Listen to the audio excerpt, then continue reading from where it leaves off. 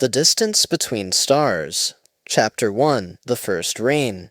The coffee shop smelled like cinnamon and regret. Maya sat by the window, watching raindrops race down the glass like tears she couldn't cry anymore. Her hands wrapped around a mug that had gone cold an hour ago, but she couldn't bring herself to leave. This place held too many memories. Every corner whispered his name. Every song on the speakers reminded her of moments she desperately wanted to forget, but couldn't bear to lose. It had been exactly 1 year since she'd last seen Adrien. 1 year since everything fell apart. 1 year since the love of her life walked out that door and never looked back. The bells above the entrance chimed, and Maya's heart stopped. For a foolish, desperate moment, she thought it might be him. But it was just another stranger seeking refuge from the storm, shaking water from their umbrella with the casual ease of someone whose world wasn't crumbling. She looked down at her phone, at the message she'd typed and deleted 100 times. "Do you ever think about us?" Her finger hovered over the send button, trembling, but like every other day, she pressed delete instead, and watched the words disappear like they'd never existed at all. That's what their love had become, something that almost was, something that could have been, something that ended before it truly began. Chapter 2. When We Were Golden. 2 years earlier, the same coffee shop had been a place of possibility. Maya had been a graduate student then, perpetually exhausted, but filled with the kind of hopeful ambition that only comes in your mid-20s. She'd order the same thing every morning, a vanilla latte with an extra shot, and bury herself in research papers and architectural drawings, designing buildings that would never be built, but made her heart soar anyway. Adrien had appeared on a Tuesday in October, when the leaves were turning gold and the air smelled like change. He'd stood in line behind her, and when she'd dropped her portfolio, scattering sketches across the floor, he'd knelt down to help her gather them. "These are incredible," he'd said, holding up a drawing of a library she'd imagined, all sweeping curves and natural light. His eyes were the color of storm clouds, and when he smiled, Maya felt something shift in her chest. "They're just dreams," she'd replied, embarrassed. "Dreams are the most important part," he'd said, and she'd fallen in love with him right then, even though she didn't know it yet. They'd started meeting there by accident, or what Maya had told herself was accident. Same time, same place, morning after morning. They'd talk about everything, his work as a photographer, her architectural aspirations, their shared love of old movies, and the way the city looked at dawn. Adrien had a way of seeing beauty in broken things. He'd show her photographs of abandoned buildings, rusted bridges, forgotten corners of the city where nature was reclaiming what humans had left behind. "There's something honest about decay," he'd told her once. "It doesn't pretend to be anything other than what it is." Maya should have paid attention to that, should have understood what it meant that he was drawn to endings rather than beginnings. Their first kiss happened in the rain, naturally. They'd been walking through the park, arguing playfully about whether modern architecture had lost its soul. When the sky opened up, they'd run for shelter under an old oak tree, breathless and laughing, and suddenly the space between them felt electric. "Maya," he'd said, her name soft on his lips, and then he'd kissed her like she was the answer to a question he'd been asking his whole life. For 6 months, they were golden. They were late-night conversations that stretched until dawn, hands intertwined in movie theaters, stolen kisses in art galleries. They were inside jokes and shared silences, morning coffee and midnight walks. They were everything Maya had ever wanted and everything she'd been afraid to hope for. Adrien photographed her constantly, Maya reading, Maya laughing, Maya lost in thought with a pencil behind her ear. "You're my favorite subject," he'd say, and she'd blush and tell him to stop, even though she secretly loved it, loved being seen that way, loved the proof that she existed in his world. She'd started designing a house for them, a future they'd never discussed, but she'd built in her imagination, a small place with big windows, where light would pour in, and they'd grow old together. She'd filled sketchbooks with it, this dream she was too scared to share. "What are you always drawing?" he'd asked once, trying to peek over her shoulder. "Nothing," she'd lied, closing the book quickly. "Just ideas." She wished now that she'd shown him, wished she'd been brave enough to say, "This is what I want, this is the future I'm imagining. Are you imagining it too?" But she'd been afraid of being too much, wanting too much, dreaming too big. So she'd kept her plans to herself, and assumed they had all the time in the world. Chapter 3. The Cracks. The first crack appeared in February. Adrien had been distant for weeks, claiming he was busy with a photography exhibition. Maya had believed him, had supported him, had given him space, even though her instincts whispered that something was wrong. She'd shown up at his apartment unannounced one evening with Thai food and wine, thinking she'd surprise him. He'd answered the door looking exhausted, and for just a moment, she'd seen something in his eyes. Panic, maybe, or guilt. "This isn't a good time," he'd said, not meeting her gaze. "Oh," Maya's smile faltered. "I just thought, you've been so busy, and I missed you. I know. I'm sorry, I just—" He ran a hand through his hair, a gesture she knew meant he was stressed. "Can we talk tomorrow?" She'd left the food with him and gone home, that small rejection sitting heavy in her stomach. "It's fine," she'd told herself. "He's just stressed about the exhibition." But the distance grew. Days between texts became longer. Phone calls became shorter. When they did see each other, Adrien was there, but not really there, his mind somewhere she couldn't reach. "Are we okay?" Maya had finally asked one night, her voice small and afraid. They were in his apartment, she on the couch, he standing by the window, staring out at the city lights like they held answers he couldn't find. "Yeah," he'd said, but he didn't turn around. "Why wouldn't we be? You seem far away." "I'm right here. You know what I mean." Adrien had sighed then, and the sound was so heavy it made Maya's chest ache. "I'm just tired, Maya. Work has been intense." She'd wanted to push, to demand the truth she could feel hovering between them like a ghost, but she was afraid of what she might hear, so she'd let it go. That was her first mistake, or maybe her 100th. She'd lost count of all the times she'd chosen silence over confrontation, comfort over truth. The exhibition had been beautiful. Adrien's photographs were haunting, abandoned places, forgotten spaces, the beauty of things left behind. Maya had stood in front of a series called Endings, and felt cold despite the crowded gallery. Each photograph showed the same location over time, a house slowly decaying, paint peeling, windows breaking, nature creeping in. The final image was just an empty lot, everything gone, only grass and sky remaining. "It's about impermanence," Adrien had explained to a group of admirers. "Nothing lasts forever. Everything ends. There's a strange peace in accepting that." Maya had excused herself and locked herself in the bathroom, pressing her hands against the sink, trying to breathe. She'd seen the truth in those photographs, in that series, had seen what Adrien believed about love, about life, about everything. He didn't believe in forever, he believed in endings. And she'd been foolish enough to believe otherwise. Chapter 4, The Breaking Point. March arrived with false promises of spring, cold rain instead of flowers. Maya had been offered an incredible opportunity, a position at a prestigious architecture firm in Chicago. It was everything she'd worked for, everything she'd dreamed about, but it would mean leaving the city, leaving Adrien, leaving the life they'd built together. She'd been terrified to tell him, had rehearsed the conversation 100 times. She'd planned to ask him to come with her, or to try long distance, or to help her figure out if she should even go. But when she'd finally told him, sitting in their coffee shop on a gray afternoon, Adrien had just smiled sadly and said, "That's amazing, Maya. You should absolutely go." "Come with me," she'd whispered. The silence that followed was deafening. Maya." He'd reached across the table, taking her hand, and she'd known from his touch what was coming. It was a goodbye touch, gentle and final. "I can't." "Why not? You're a photographer. You can work anywhere." "It's not about work." "Then what is it about?" Her voice had cracked, desperation bleeding through. Adrien had looked at her with those storm cloud eyes, and she'd seen the truth swimming there, had seen it even though she didn't want to. "I think we both know this isn't working anymore." "What? No, Adrien, we're fine. We're not." He'd said it gently, which somehow made it worse. "We haven't been for a while. So we'll fix it. We'll talk more, spend more time together. I don't have to take the job. I can—" "Don't." His grip on her hand tightened. "Don't give up your dreams for me, Maya. You deserve someone who can give you the future you want." "You are what I want."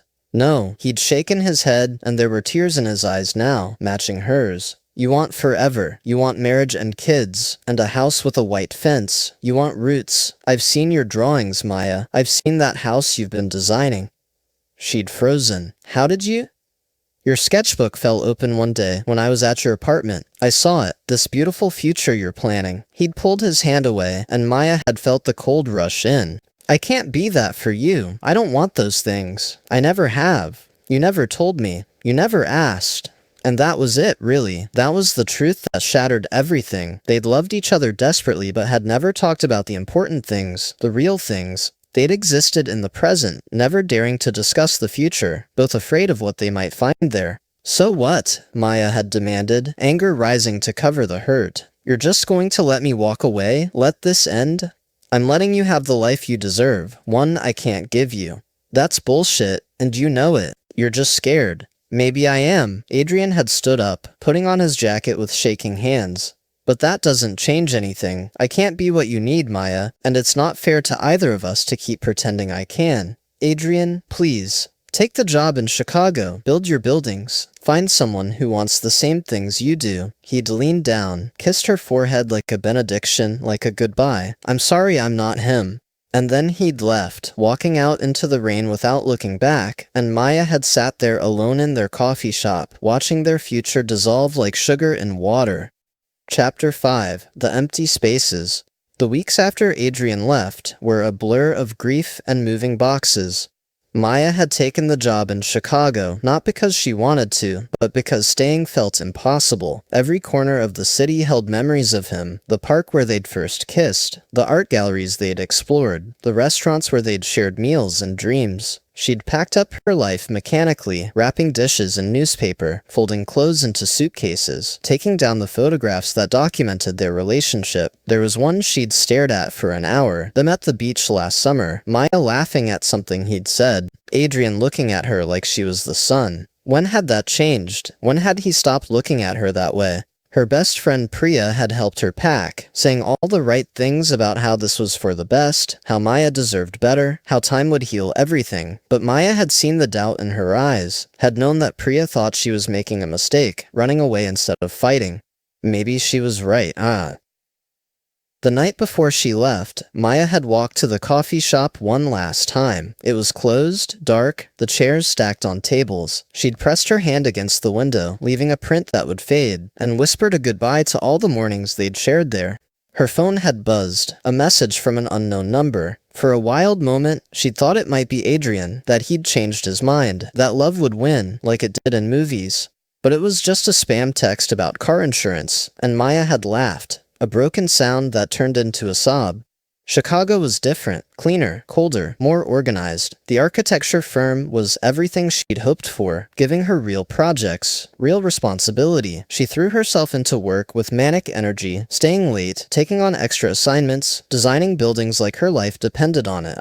Her apartment was modern and empty, and she didn't bother to decorate. She'd left most of her things behind, wanting a fresh start, wanting to leave the past in the past, but she'd brought her sketchbooks, and late at night, she'd find herself drawing that house again, the one she'd imagined for them, adding details she'd never shown Adrien, a reading nook by the window, a darkroom for his photography, a garden where they'd grow old together. It was torture, but she couldn't stop. Priya called every week, and Maya would lie, saying she was fine, she was thriving, she'd made new friends. The truth was lonelier. She went to work, came home, ate dinner alone, and fell asleep watching movies they'd loved together. His absence a physical ache in her chest.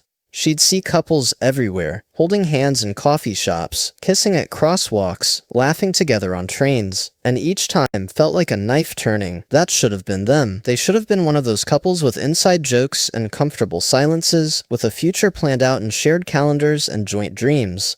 But they'd imploded instead. Two people who loved each other, but wanted different things, who'd been too afraid to talk about the things that mattered until it was too late. Maya started going to therapy, sitting in a comfortable office while Dr. Chen asked gentle questions about her childhood, her fears, her patterns in relationships. You seek security, Dr. Chen had observed during one session. Stability, permanence. Can you tell me why? Maya had thought about her parents, divorced when she was 12, bitter and angry, using her as a weapon against each other. She'd thought about moving between houses every week, never feeling like she belonged anywhere, always waiting for the other shoe to drop. I just want something that lasts, she'd whispered. Is that so wrong? Not at all, but sometimes we have to accept that not everyone wants the same things we do, and that doesn't make them wrong, or us wrong, just different. But Maya didn't want to accept that. Acceptance felt like giving up, like admitting that love wasn't enough, that wanting something desperately didn't make it possible. Chapter 6. The photographs. 3 months into her Chicago exile, Maya received a package. There was no return address, but she knew Adrien's handwriting on the label, knew it like she knew her own heartbeat. Her hands shook as she opened it, revealing a leather-bound photo album and a letter. She'd stared at both for 20 minutes, afraid of what they might contain, before finally opening the album. Every photograph was of her. Adrien had documented their relationship from the beginning, Maya laughing at the coffee shop, Maya studying with concentration written across her face, Maya sleeping in his bed with morning light painting her golden, Maya dancing in his apartment to music only she could hear. There were hundreds of them, each one a moment she'd forgotten or never known he'd captured. Together they told the story of their love, of all the small moments that had added up to something beautiful and impossible. The last photograph made her heart stop. It was the house from her sketchbook, but he'd photographed it. Not the drawing, but an actual house, one that looked exactly like what she'd designed. The photo was taken at sunset, golden light warming the windows, making it look like home. With shaking hands, Maya opened the letter. Maya, I've started this letter 100 times and deleted it every time. I don't know what to say, how to explain, how to make you understand something I barely understand myself. I've been in love with you since the day you dropped your portfolio, and I saw your dreams scattered across that coffee shop floor. You were so embarrassed, but I saw the passion in those drawings, the hope, the belief in beautiful things. I fell in love with your optimism, your certainty that the world could be better, that love could last, that happy endings were possible. You believed in forever, and I wanted to believe too. For a while, when I was with you, I almost did. But I'm my father's son, Maya. He left when I was 8, and my mother never recovered. She spent the rest of her life waiting for someone who was never coming back, who'd promised forever and delivered abandonment instead. I watched her become a ghost, and I promised myself I'd never do that to anyone, never make promises I couldn't keep, never pretend to want things I didn't, never hurt someone by letting them believe in a future I couldn't give. And then I met you, and you looked at me like I was someone capable of forever. You never said it, but I saw it in your eyes, in your drawings, in the way you'd plan weeks ahead, and include me without asking if I wanted to be included. I should have told you then that I couldn't be what you needed, should have been honest instead of hoping I could change, that I could want marriage and kids and suburban houses. I tried, Maya. I tried so hard to be the man you deserved. But I couldn't do it, and the longer I stayed, the more I felt like I was lying to you, trapping you in a relationship that had an expiration date you couldn't see. That photograph at the end, I found that house a month ago. It's for sale, on the outskirts of the city. I stood in front of it and could see the life you wanted so clearly. Morning coffee in that kitchen, kids playing in that yard, growing old on that porch. And I could see just as clearly that I wasn't in that picture. I couldn't be. Not because I didn't love you. I did. I do. I probably always will. But because love isn't always enough. You deserve someone who wants that future as much as you do. Someone who looks at houses and sees possibility instead of obligation. Someone who dreams of roots instead of running. I hope Chicago is everything you wanted. I hope you're designing buildings that touch the sky. I hope you've stopped drawing that house, or better yet, that you've found someone to build it with. I'm sorry I wasn't him. I'm sorry I couldn't be. But I'm not sorry I loved you. That's the one thing I don't regret, Take care of yourself, Maya. Build beautiful things. Be happy. Adrien. Maya had read the letter 5 times, tears streaming down her face, each word a small knife to her heart. She understood now, understood his fear, his father, his inability to trust in permanence, understood that he'd been honest in his own way, pushing her away before he could hurt her worse. But understanding didn't make it hurt less, didn't make her miss him less, didn't change the fact that she was alone in Chicago, designing other people's dreams while her own lay abandoned in a sketchbook. She'd kept the photographs, even though looking at them was agony, kept the letter, even though reading it made her cry, kept the image of that house, even though it represented everything she'd lost. Some nights, she'd Google the address, looking at real estate listings, torturing herself with virtual tours. The house was still for sale, waiting for a family that would never include her and Adrien. Chapter 7. The Almost Messages. 6 months in Chicago, and Maya still reached for her phone a dozen times a day. She'd open her messages, scroll to Adrien's name, and type out everything she wanted to say. I miss you. I had a dream about you. Something funny happened today, and you were the first person I wanted to tell. I saw a photograph that reminded me of your work. I'm not okay, are you? Did you mean it when you said you loved me? Do you think about me? Was I not enough? How do you just stop loving someone? I still draw that house. I hate that I still love you. But she never sent any of them, just typed and deleted, creating and destroying conversations that would never happen. She'd made a few friends at work, Sarah, who was brilliant and funny, and Marcus, who'd taken her under his wing and taught her everything about navigating corporate architecture. They'd invite her out, and sometimes she'd go, pretending to be normal, pretending she wasn't broken. You should date, Sarah had suggested one night over drinks. Get back out there. Best way to get over someone is to get under someone else. Maya had tried. Let Sarah set her up with her cousin, a nice lawyer named David, who liked hiking and had kind eyes. They'd gone to dinner, and David had been charming, interesting, everything she should want. But when he'd walked her to her door and leaned in for a kiss, Maya had frozen. She'd seen Adrien's face, remembered how his kisses tasted like coffee and promises, and she couldn't do it. I'm sorry, she'd said, stepping back. I'm not ready.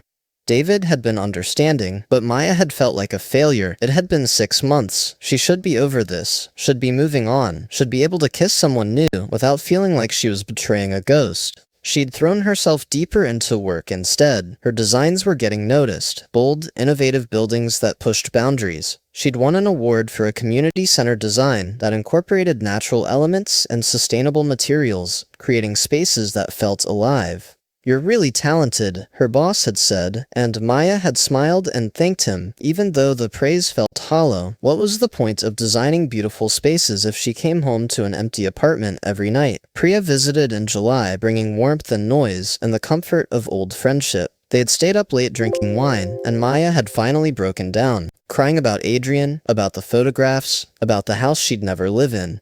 Have you thought about reaching out? Priya had asked gently, telling him how you feel?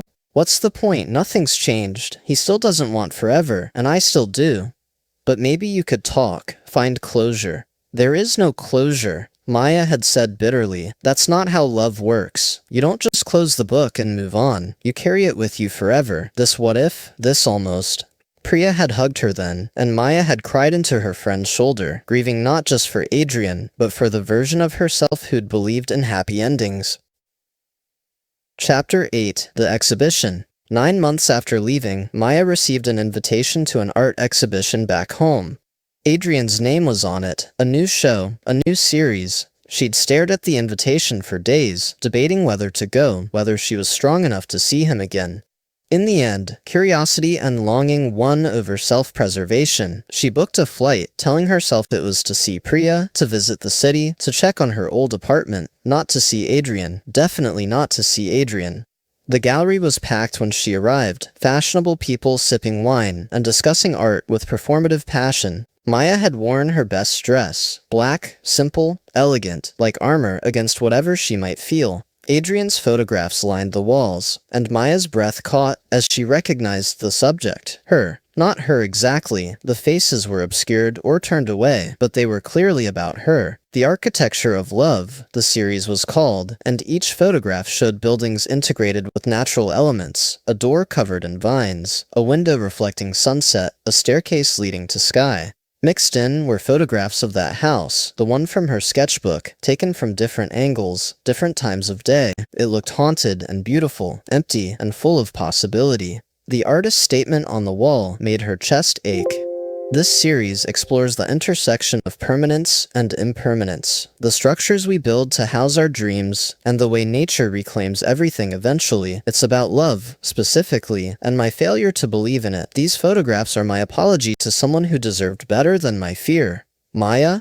She turned, and there he was. Adrien, thinner than she remembered, dark circles under his eyes, his hair longer. He looked like he'd been through his own kind of hell, and perversely, that made her heart ache more. Hi, she managed, her voice barely above a whisper.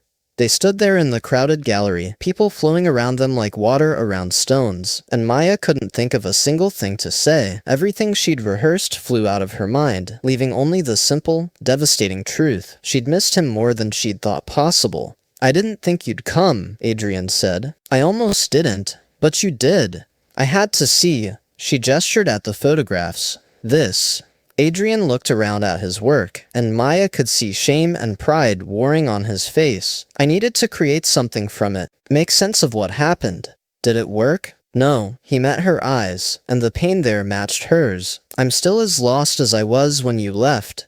They stood in silence for a long moment, the noise of the gallery fading into background static. Maya wanted to touch him, to close the distance between them, to see if he still felt like home, but she kept her hands clasped in front of her, afraid that touching him would break her. "That house," she said, nodding toward the photographs. "Did you buy it?" "No, I couldn't. Every time I went there, all I could see was you. It was your dream, not mine. It was our dream. I designed it for us." "I know, but I couldn't live in it alone, and I couldn't ask you to come back, not when nothing's changed." Maya felt tears building, but refused to let them fall. Not here, not now. "So what, we just stay apart forever? Keep hurting like this?" "I don't know, Maya. I don't have the answers." Adrien ran a hand through his hair, that familiar gesture of frustration. "All I know is that loving you wasn't enough to make me the person you needed, and that kills me, but it's the truth. Maybe I don't need you to be different," Maya heard herself say. "Maybe I just need you." Hope flashed across Adrien's face, so bright it hurt to look at. "You don't mean that." "Don't tell me what I mean." Her voice was stronger now, anger cutting through the grief. "You decided what was best for both of us without asking me. You assumed I couldn't love you unless you wanted marriage and kids and that stupid house. Didn't you?" "I wanted you." The words burst out, too loud for the gallery, making people turn to look. Maya lowered her voice, stepping closer. "I wanted you, Adrien. The rest was just details we could have figured out, together. But you designed that house?" "I designed a possibility, a maybe. I never said it was an ultimatum." She was crying now, couldn't help it. "You were so afraid of disappointing me that you never asked what I actually wanted, which was you, just you." Adrien reached up, wiping a tear from her cheek with his thumb, and Maya leaned into his touch, like a flower turning towards sun. "I was afraid," he admitted.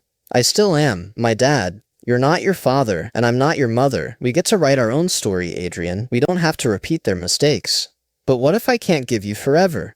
"Then give me now." Maya took his hand, holding it against her chest, letting him feel her heartbeat. "Give me today, tomorrow, next week. Stop worrying about forever, and just be with me." "Maya." His voice broke on her name. "I don't need promises. I don't need guarantees. I just need you to try, to not run because you're scared, to believe that maybe, just maybe, we're worth the risk." Adrien pulled her into his arms then, holding her so tight she could barely breathe, and Maya wrapped her arms around him and held on like he was the only solid thing in a spinning world. They stood there in the middle of the gallery, two broken people trying to piece each other back together, while strangers looked at photographs of their love scattered on the walls. "I missed you so much," he whispered into her hair, "every single day. I missed you too. I'm sorry. I'm so sorry. I know, me too."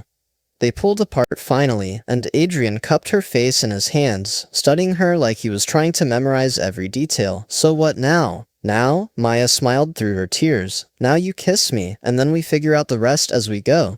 And he did. He kissed her in that crowded gallery, soft and desperate and full of promise, and Maya kissed him back and tried not to think about all the ways this could still fall apart, because Priya was right. There was no closure in love, no neat endings. There was only this. Two people choosing each other despite the fear, despite the past, despite all the reasons it might not work. Chapter 9. The Reconstructed Life. Maya didn't move back immediately. They took it slow, or as slow as two people who'd been desperately missing each other could manage. She'd fly back most weekends, and Adrien would visit Chicago when he could. They'd video chat every night, falling asleep with their phones propped up beside them, finding comfort in seeing each other's faces even through screens. It wasn't perfect. They argued more now, about the things they'd been too afraid to discuss before, about the future, about what they both wanted, about how to reconcile their different needs.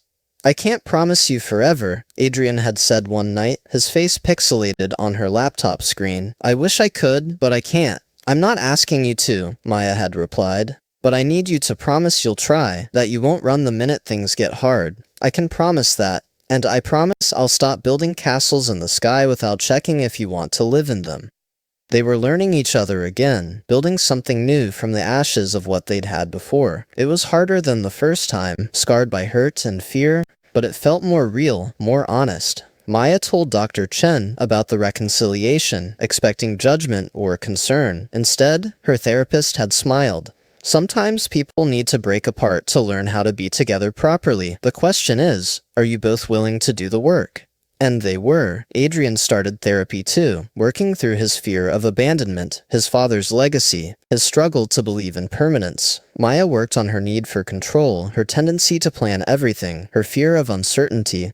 They were both damaged, both scared, but they were facing it together this time. 8 months after the gallery reconciliation, Maya's firm offered her a promotion, lead architect on a major project. The catch, it required staying in Chicago permanently. She'd stared at the offer letter for hours, that old familiar anxiety rising. This was what she'd worked for, what she'd dreamed about, but accepting it meant staying in Chicago, meant asking Adrien to move, or committing to a long-distance relationship indefinitely. She'd called him, her heart in her throat. "We need to talk." "That never means anything good," he'd joked, but she could hear the tension in his voice.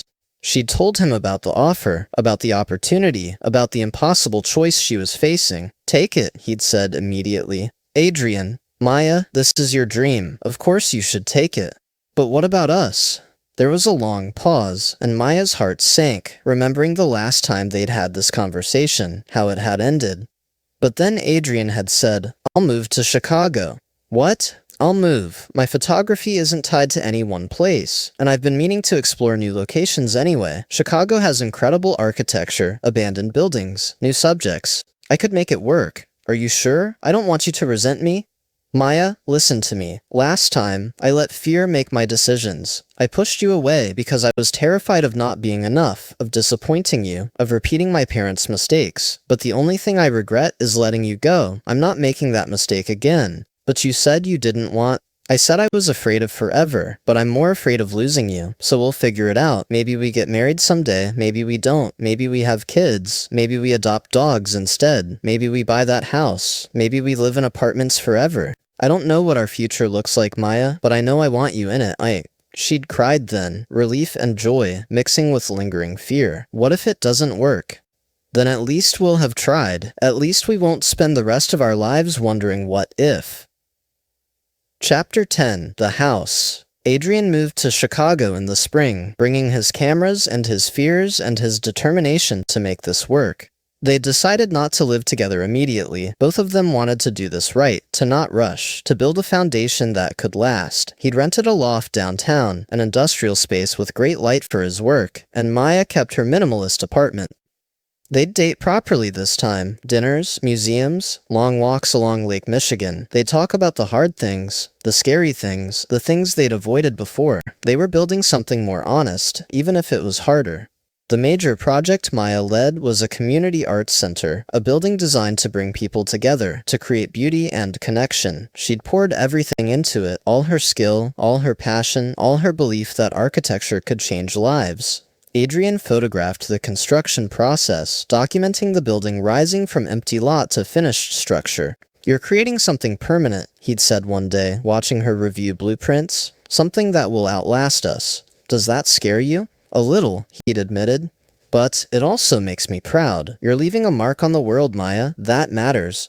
The Arts Center opened to celebration. Local politicians, news coverage, crowds of people exploring the spaces Maya had designed. She'd stood in the main hall, watching light pour through the windows she'd carefully positioned, watching people move through the building with wonder, and felt something shift inside her. This was enough. This was her forever, captured in steel and glass and stone. Maybe she didn't need a house with a white fence and 2.5 kids. Maybe she just needed to create beautiful things and love someone who understood her. Adrien found her afterwards, pulled her into an embrace. "I'm so proud of you. Thank you for being here."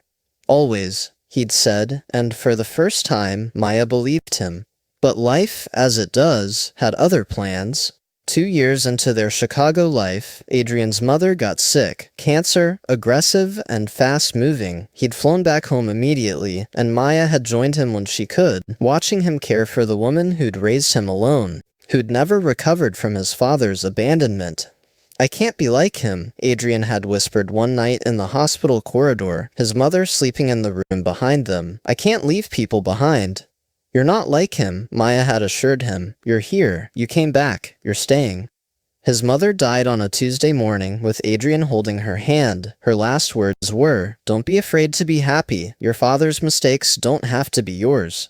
At the funeral, Maya met Adrien's extended family, aunts and uncles and cousins who'd watched his mother suffer, who'd seen how one man's choice to leave had rippled through decades. She understood then, really understood, why Adrien had been so terrified. After the funeral, they'd gone to Adrien's childhood home, a small house his mother had kept exactly as it was when his father left, like a shrine to abandonment. They'd spent days packing it up, boxing memories, deciding what to keep and what to let go. In the attic, Adrien found a box of letters, correspondence between his parents from when they'd first met, love letters, full of promises and dreams and forever. They meant it, he'd said, reading through them with tears in his eyes. When they said forever, they really believed it. I know. But it wasn't enough. Love wasn't enough to make him stay. Maya had sat beside him in that dusty attic, surrounded by the ghosts of a marriage that had failed, and said, "Your father left because of his own demons, Adrien, not because love isn't real, or forever doesn't exist. He left because he was broken in ways your mother couldn't fix. That's not a failure of love, that's just human weakness. How do I know I won't do the same? You don't. Neither do I. That's the terrifying part of love. There are no guarantees. But look at us. We broke apart and found our way back. We're choosing each other every single day, even when it's hard. That's not nothing." Adrien had kissed her then, desperate and grateful, and Maya had held him while he cried for his mother, for his father, for the little boy who'd learned that love meant leaving. Chapter 11, The Proposal. They'd been together, this second time, this real time, for 3 years when Adrien proposed. It wasn't romantic, wasn't planned. They were renovating Adrien's loft, painting walls at midnight because they both had terrible sleep schedules. Maya had paint in her hair, Adrien had it on his face, and they were arguing about whether the bedroom should be gray or blue. "We could just ask the future kids," Adrien had said absently, rolling more paint onto the wall. Maya had frozen. "What?" Adrien stopped, seeming to realize what he had said. "I just meant, if we had kids. Hypothetically, they could pick their room colors. You've thought about having kids? With me?" He'd set down the paint roller, turning to face her. "Yeah, I have. Is that okay?" Maya had felt tears building. "I thought you didn't want that. The house, the kids, the whole thing." "I didn't. I was too scared. But Maya, watching you with my mom, seeing how you handle your career, how you've been patient with my shit, I started imagining it, us, with a kid or two, maybe a dog, maybe that house you drew, or something like it. Adrien, I'm not saying it has to happen, I'm not trying to pressure you, but I wanted you to know that I've changed, or maybe I've just finally stopped being afraid." He'd crossed to her, taking her paint-covered hands. "I want forever with you, Maya, or at least, I want to try for it. Will you marry me?"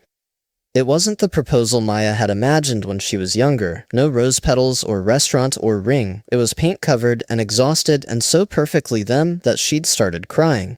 "Yes," she'd said. "Yes, of course yes." They'd gotten married quietly 6 months later, just close friends and family, in the courthouse with a reception at their favorite restaurant. Maya wore a simple white dress, Adrien wore a suit he'd bought that morning, and they'd promised each other not forever, but today, tomorrow, and all the days they could manage.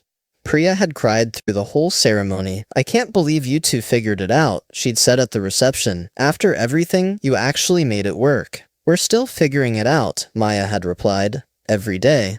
"That's what marriage is," Priya's husband had added. "Constant figuring it out. But even happiness has complications."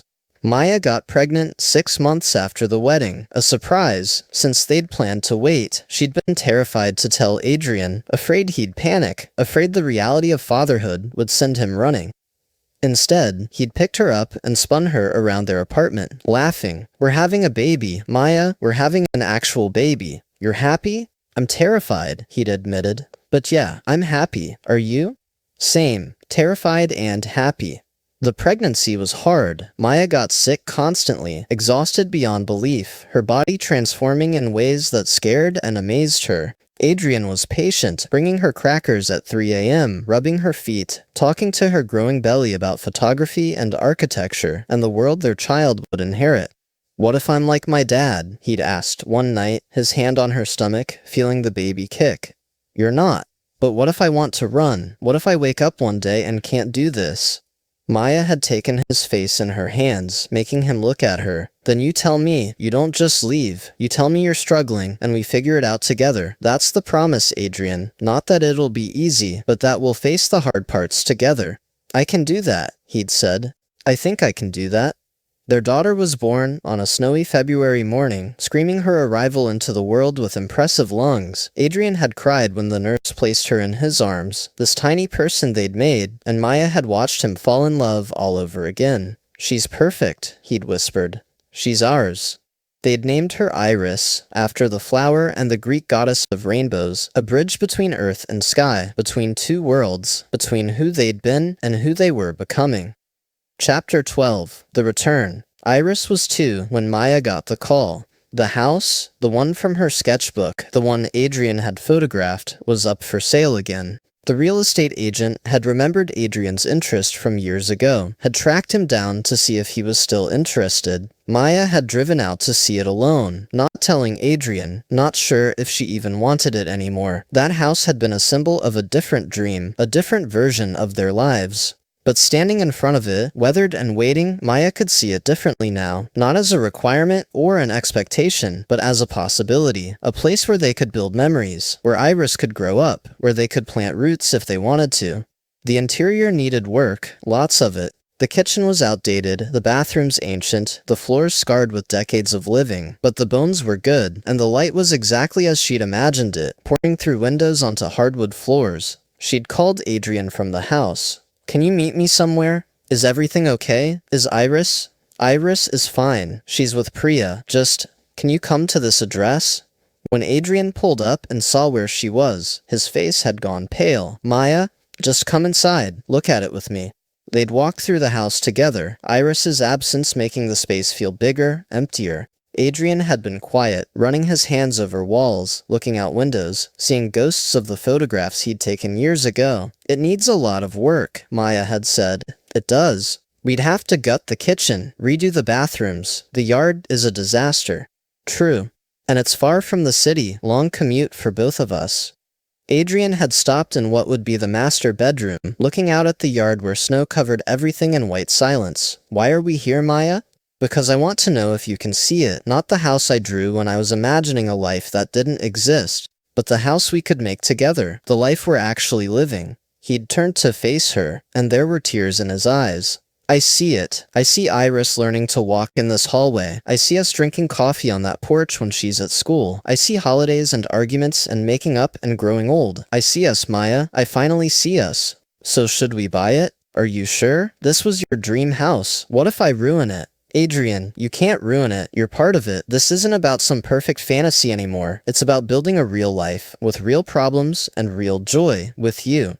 They'd put in an offer that night on renovating the house while managing a toddler and 2 careers was chaos. They'd lived in the house while working on it, dust and disorder their constant companions. They'd argued about tile choices and paint colors and whether they really needed to replace all the windows.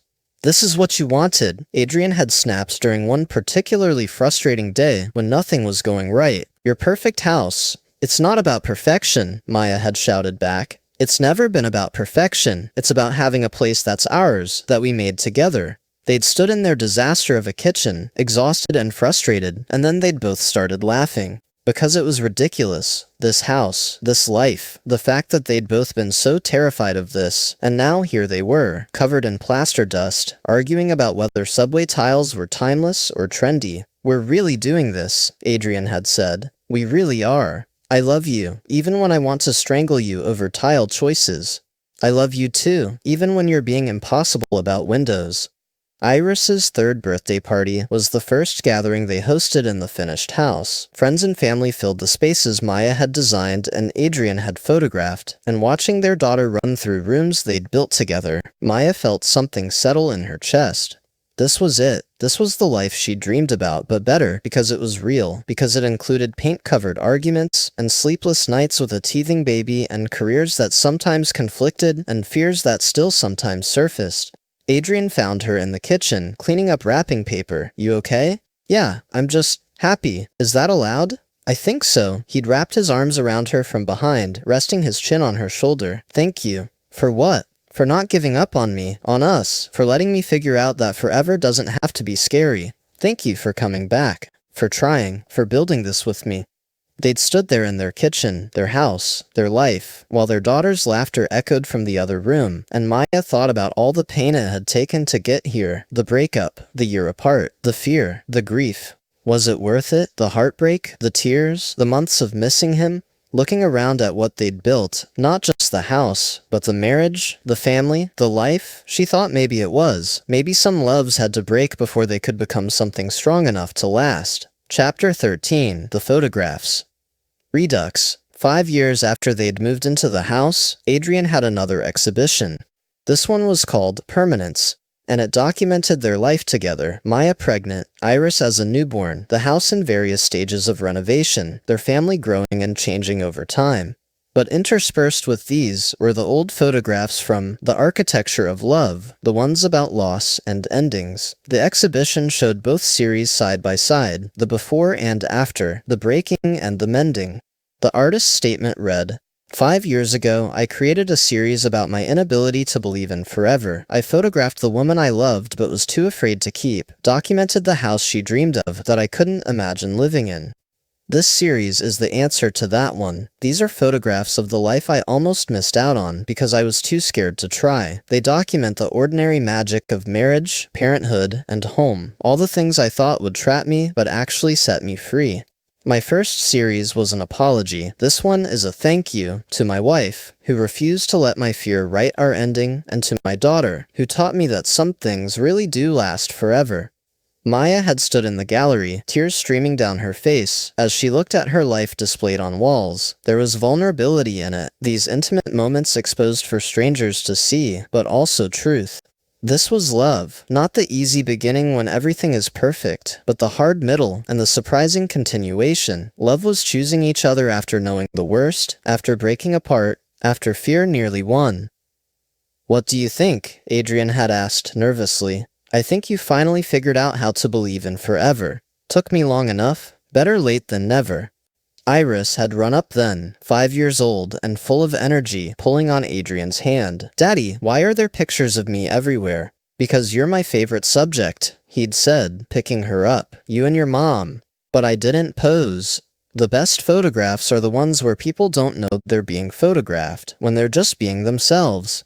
Maya watched them together, her husband and daughter, talking about art and truth and seeing beauty in ordinary moments, and felt gratitude wash over her. Not happiness, exactly, but something deeper. Contentment, peace, the knowledge that this was exactly where she was supposed to be. The night after the exhibition, after they'd put Iris to bed, Adrien and Maya sat on their porch watching the stars.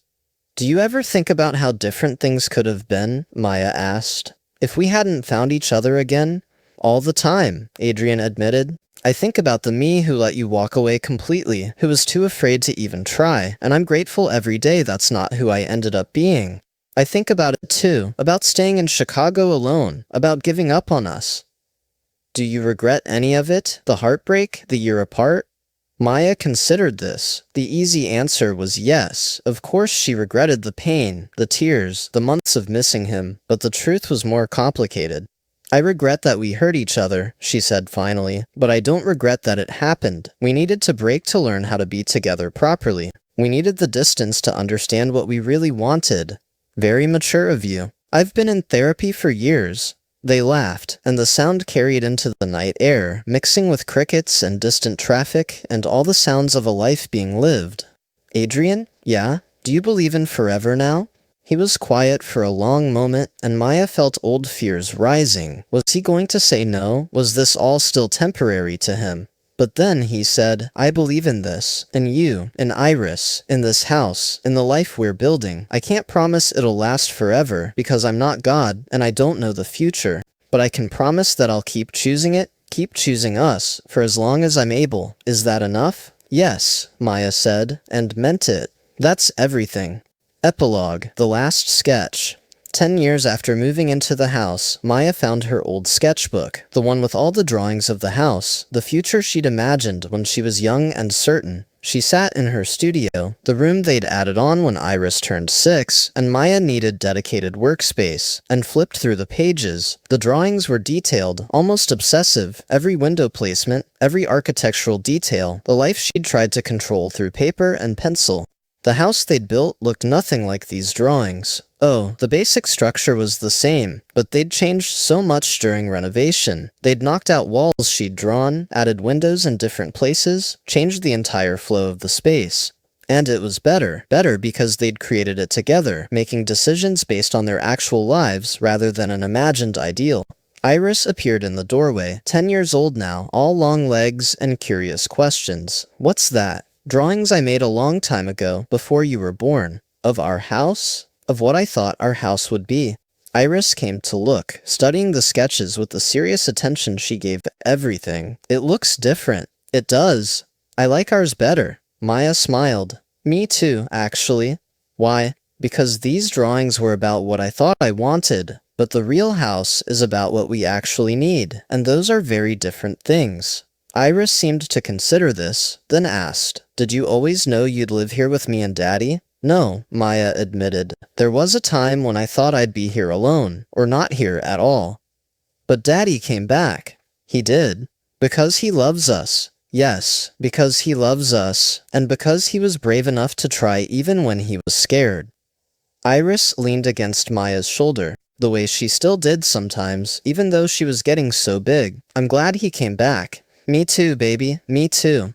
After Iris left, Maya did something she'd been thinking about for a while. She took out fresh paper and began to draw. Not the house as she'd imagined it, or even as it was now, but as she saw it becoming. She drew the addition they'd been planning for Adrien's dark room, drew the garden they wanted to plant next spring, drew Iris's room the way she'd been asking to redesign it. But most importantly, she drew empty spaces, rooms and areas she left undefined, waiting to be filled by life, by surprises, by all the things she couldn't predict or control. This was the lesson she'd learned, painfully and slowly. You couldn't design happiness, couldn't draft it and execute it and expect reality to match your plans. The best you could do was create a framework and then let life fill it in, surprise you, reshape everything into something you'd never imagined, but turned out to be exactly what you needed. That night, she showed the drawings to Adrien. "What's this?" he asked, studying the sketches. "The next phase. I thought maybe we could start planning that addition you've been wanting." "Yeah? You're ready to tear apart the house again?" "I'm ready to keep building it, keep improving it, keep letting it evolve with us."